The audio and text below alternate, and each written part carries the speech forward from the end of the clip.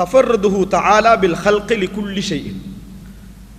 அல்லாஹ் தான் ஒவ்வொரு அம்சத்தை, இறைவன் தவிர அவனை தவிர்த்து இருக்கக்கூடிய எல்லாவற்றையும் அவன் மட்டும்தான் படைத்தான் என்ற அந்த நிலை சிந்தனை ரீதியாகவே இந்த உலகம் ஏற்றிருக்கிறது.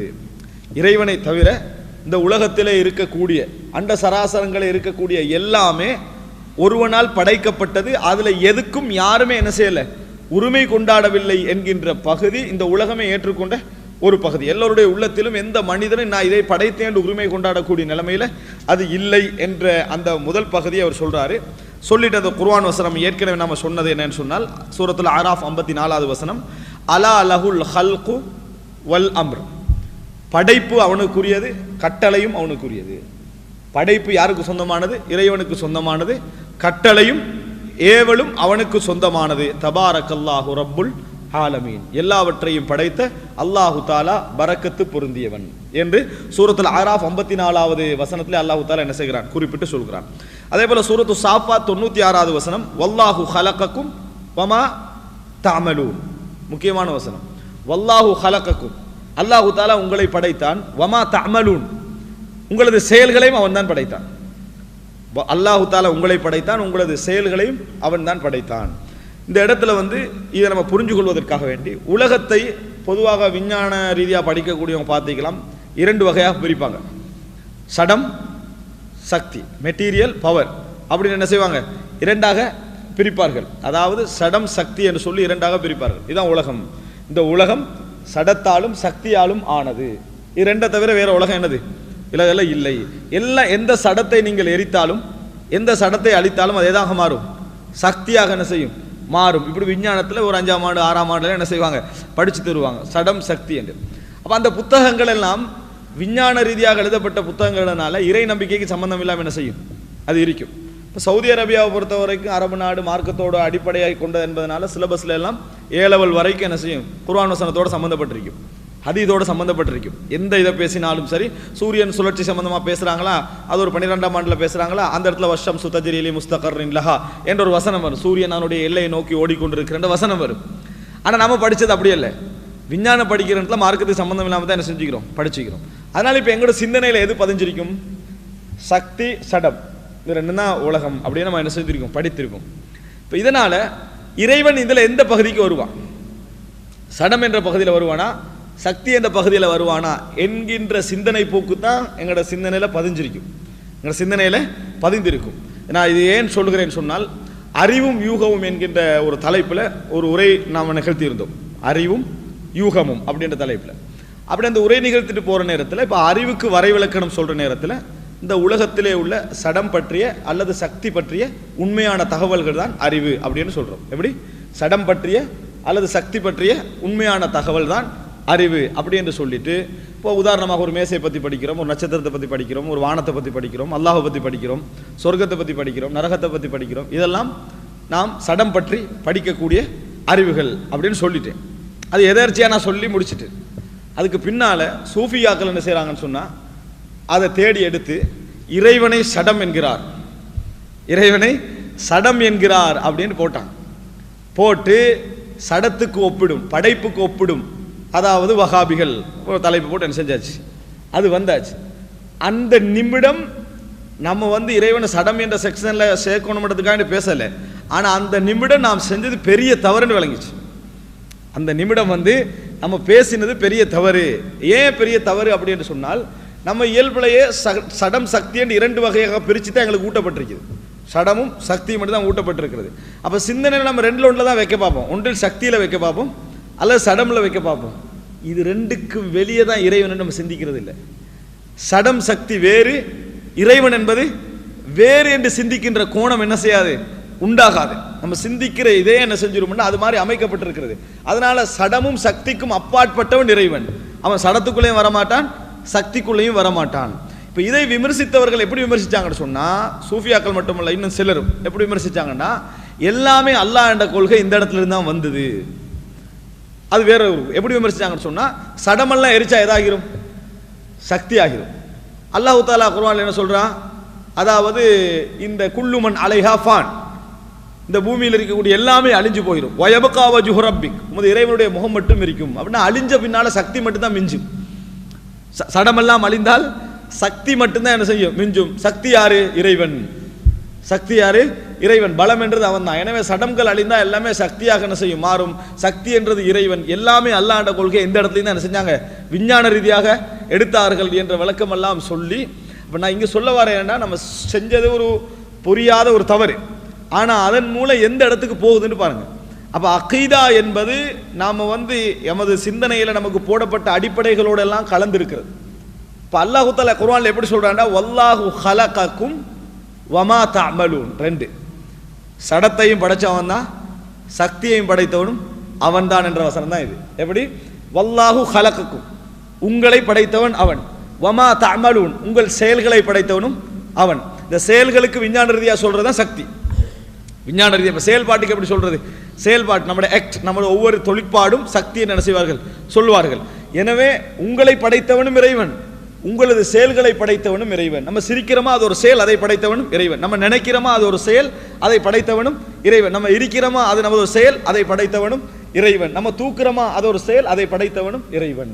வல்லாஹு ஹலகக்கும் வமா தஅமலூன், உங்களை படைத்தவனும் இறைவன், உங்கள் செயல்களை, அதாவது உங்கள் சக்தியை படைத்தவனும் இறைவன் என்று அல்லாஹ் தஆலா என்ன செய்றான்? சொல்லி காட்டுறான். இறைவன் இரண்டுக்கும் அப்பாற்பட்டவன், எதுக்கும் ஒப்பாக கூடியவன் அல்ல.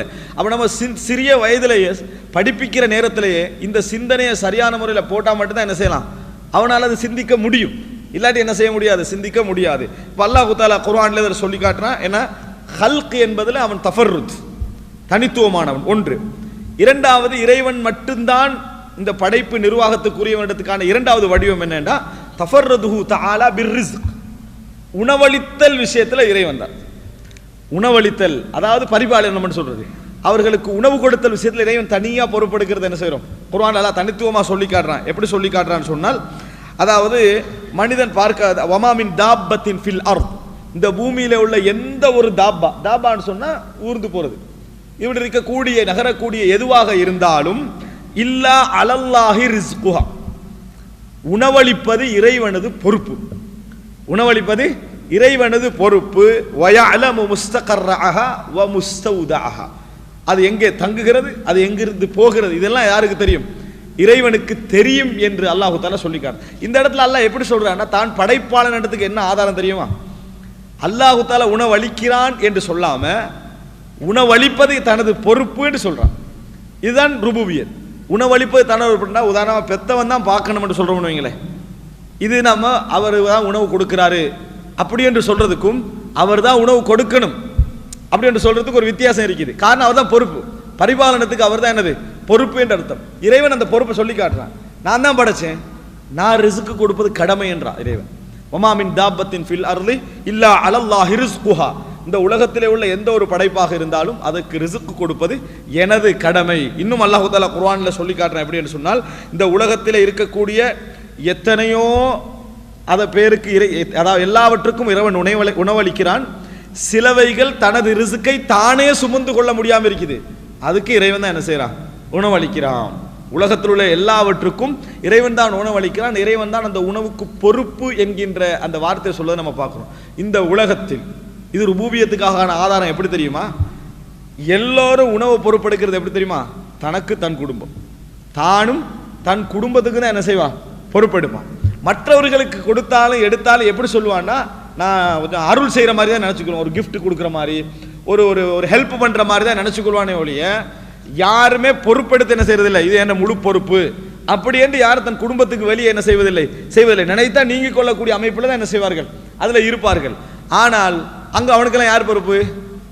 அல்லாஹ் ரப்புல் ஆலமீன். அது அல்லாஹ் சொல்கிறான், இந்த உலகத்தில் தன் ரிஸ்க்குக்கே தானே சுமந்து கொள்ளாமல் இருக்கக்கூடிய எல்லாவற்றுக்கும் பொறுப்பு யாரு? அல்லாஹ். அப்ப இந்த உலகத்தை நீங்க என்ன புரிஞ்சுக்கணும்னு சொன்னால், எல்லா மனிதர்களும் உணவுக்கு பொறுப்பெடுத்தாலும் பொறுப்பெடுக்கப்படாத 1000 பேர், லட்சக்கணக்கான பேர், கோடிக்கணக்கான பேர் உலகத்தில் இருக்கிறாங்க. அவங்களுக்கு யார் பொறுப்பு? அல்லாஹ் என்ன சொல்றான்? நான் தான் பொறுப்பு. அப்ப தஃபர்ருதுஹு பிர்ரிஸ்க், இது உலகத்துல யாரும் அறிவிக்கல, உலகத்துல யாருமே இந்த அறிவிப்பை செய்யல. இறைவன் தந்தை செய்யறானா, நான் தான் ரிஸ்க்குக்கு பொறுப்பு. இந்த உலகத்துல யாருக்கெல்லாம் ரிஸ்க்கு கிடைக்கல அவங்களுக்கு பொறுப்பு யாரு? நாங்கள் தான் பொறுப்பு. எந்த அளவுக்குன்னா, முனாஃபிகீன்கள் கூட ரிஸ்க் விஷயம் இறைவனுக்கு பொறுப்படத்தை எப்படி பேசினாங்க தெரியுமா? சுல்சலான தர்மம் செய்யுங்கன்றாங்க. அப்போ முனாஃபிக்கள் என்ன சொன்னாங்கடா, அல்லாவே உணவு கொடுக்க விரும்பாதவங்களுக்கு நாங்க ஏன் உணவு கொடுக்கணும்னு கேட்டான். எப்படி இப்போ லாஜிக் பேசுறாங்களா என்ன?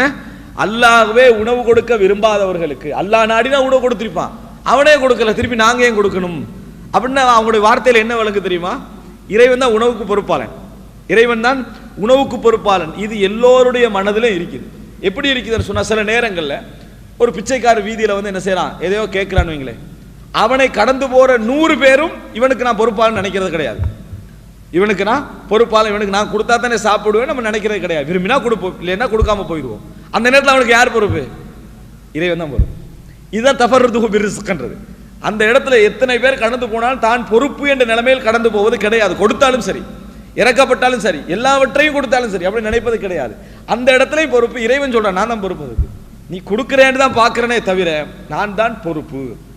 இதை நம்ம புரிஞ்சுக்கணும். இதனால தான் ஹதீஸ்ல நம்ம பார்க்கிறோம், ரசூலுல்லாஹி சாத் இப்னு அபீ வக்காஸ் வந்து அந்த சமுதாயத்தில் ஒரு சிறப்பானவராக இருந்தாலும் அவர் என்ன நினைச்சாருன்னு சொன்னா, நான் வந்து மற்றவர்களை விட இந்த விஷயத்தில் கொஞ்சம் சிறப்புள்ளவன் அப்படின்னு நினைத்தார்.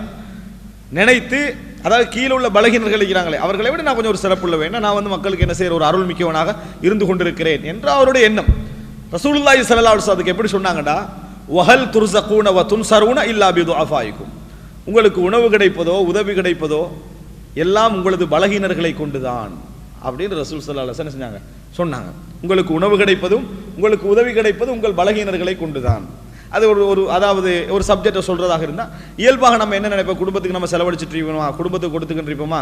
ஒரு 10,000 சம்பாதிக்கிறான்னு வைங்களேன், ஒரு 5,000 கொடுத்துட்டீங்கன்னா அவனோட மனநிலை எப்படி தெரியுமா இருக்கும், இந்த 5,000 கொடுக்க வேண்டிய தேவை வராட்டி எனக்கு 10,000 ஆயிருமா இல்லையா என்ன மனநிலை எல்லாருக்கும் என்ன செய்யும், இருந்துகிட்டு இருக்கும். ஆனால் என்ன புரிஞ்சுக்கலன்னு சொன்னா, நீ 5,000 அங்கே கொடுக்கறதுனால தான் இறைவன் உனக்கு 10,000 தாராண்டதை யாரும் நினைக்கிறது இல்லை. அந்த 5,000 கொடுக்க வேண்டிய தேவை இல்லாட்டி இறைவனுக்கு 10,000 5,000 ஆக்கிடுவான். அங்க கொடுக்க வேண்டிய தேவை இருப்பதனால இறைவன் உனக்கு என்ன செய்யறான், 10,000 தந்து கொண்டிருக்கிறான். என்றைக்கு உனது நீ வந்து அங்க நிறுத்திக்கிறாயோ அங்க இறைவன் உண்ட பகுதி என்ன செஞ்சிருவான், நிறுத்திடுவான். வஹல் துன்ஸரூன வ துர்ஸகூன இல்லா பிதுஅஃபாயிக்கும், உங்களுக்கு கிடைப்பதெல்லாம் உங்கள் பலகீனர்களை வைத்துத்தான். அப்ப எப்பயும் நினைத்துக் கொள்ளணும், இறைவன் எப்படியோ கொடுத்துருவான், அவன் தான் ரிஸ்க்குக்கு பொறுப்பு. ஆனா 5 பேர்ல யார மனநிலைன்னு இறைவன் தெரிவு செஞ்சு என்ன செய்யறான், அங்க கொடுக்குறான், நீ கொடுக்குறியான்னு பார்க்க. நீ மறுத்தியன்னு சொன்னா உனக்கு வர வேண்டியதை இன்னொருத்தருக்கு மாத்திடுவான், மாத்தி அவன் மூலம் கொடுப்பான், உனக்கு குறைஞ்சிடும். இதான் அந்த செய்தி சொல்லக்கூடிய விஷயம். இந்த உலகத்தில் யார் எவருக்கு கொடுத்தாலும் சரி இறைவன் தந்து கொடுக்கிறான். நிறுத்தினீங்கடா அது குறைஞ்சிடும், நிறுத்திங்கன்னு சொன்னால் அது குறைந்துடும். உங்களுக்கு எதுவுமே என்ன செய்யப்படுறது இல்லை, கூட போவது கிடையாது. எனவே தஃபர்ருதுஹு பிர்ரிஸ்க், இறைவன் தான் ருபூபியத்தில் என்ன செய்யறான், தனித்திருக்கிறான் என்பதை ஒவ்வொரு மனிதரும் உள ரீதியாக ஏற்றுக்கொண்டிருக்கிறார்கள், உலகத்திலே கண்டு கொண்டும் இருக்கிறார்கள் என்ற அந்த 2வது பகுதி. 3வது பகுதி என்னன்னு சொன்னால், அதாவது